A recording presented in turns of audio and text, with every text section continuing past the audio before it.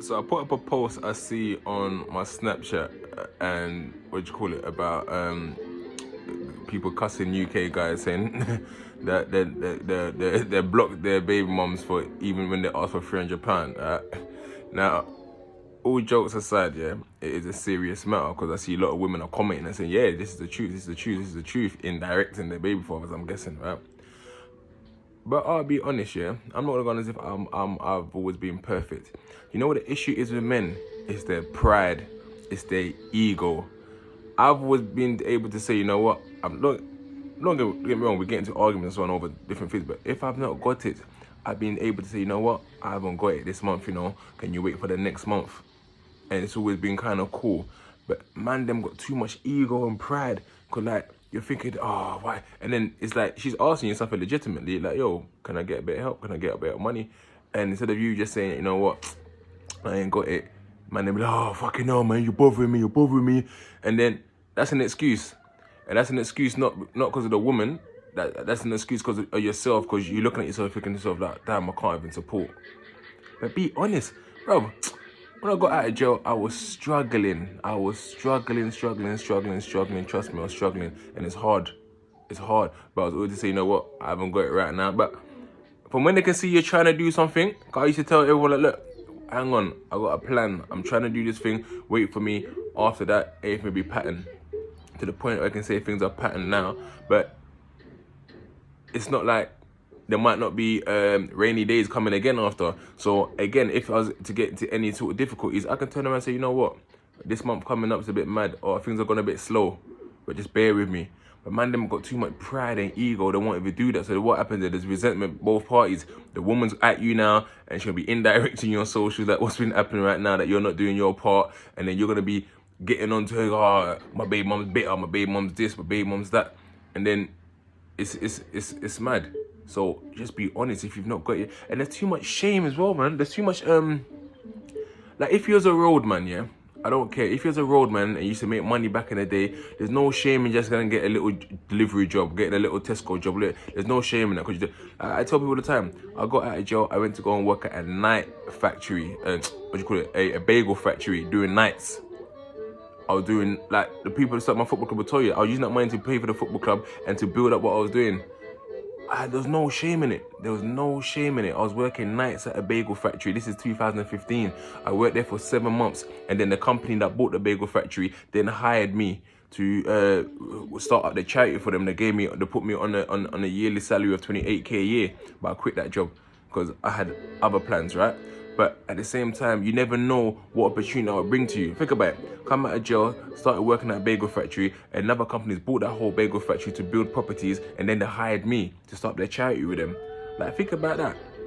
So you never know what opportunities might exist by you just gonna do a 9 to 5, or doing nights, or doing a delivery job, or working in a restaurant. There's no shame in it at all. We've got too much pride. Pride is what's killing us.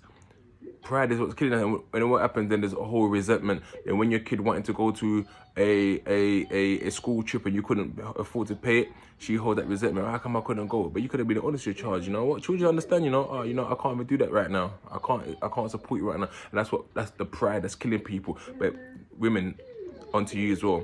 Sometimes you guys ain't got no patience, man. Sometimes you ain't got no patience. Talk to the brother. Say, oh, what's going on? Yeah. You guys are quick to be telling him, oh yeah, he ain't shit. He can't do nothing. He ain't give me no nothing. You guys talk and gossip to your friends, bad minding your baby fathers as well.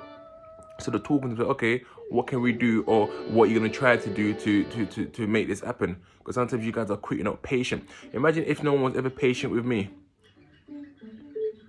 The patience is key, Like I said, I've not always got it. I still ain't really got it. I'm trying to sustain. We're trying to sustain. We're trying to sustain. Every single month is a struggle to make sure that we got this amount of bills to pay, and this has to be met.